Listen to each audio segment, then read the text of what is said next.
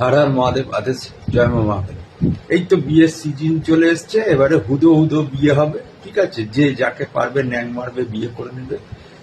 এবার যারা বিয়েতে অনেক রকম বাধ্যবাধকতা নিয়ে বিয়ে করে, দেখে শুনে, তাদের জন্য কিন্তু এটা আমি বলে দিচ্ছি, তারা যদি কোনো ভালো জ্যোতিষাচার্যকে দেখিয়ে থাকে, জ্ঞানী জ্যোতিষাচার্য, তাহলে তাদের হয়তো জন্মছকটা দেখে তাদের নাও বিয়ে করতে অনুমতি দিতে পারে, যদি সে জেনে থাকে জ্যোতিষ।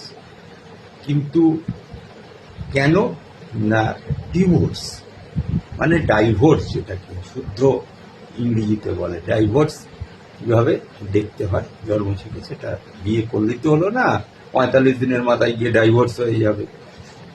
তো সেই জায়গাটায় দাঁড়িয়ে আমি, ডাইভোর্সের অনেকগুলো রুলস আছে, আমি এত রুলস আপনাদের বলবো না, ঠিক আছে।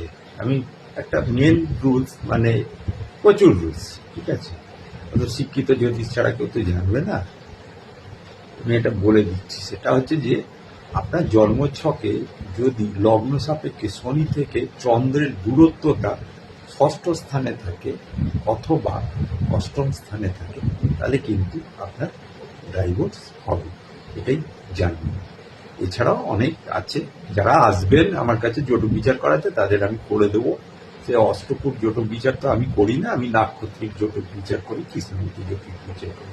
অষ্টকূট জটক বিচার করে বিয়ে করতে যাবেন, কলকাতা জ্যোতিষীদের ফাঁদে পা দিতে যাবেন না। প্রিয়ম দর্শক।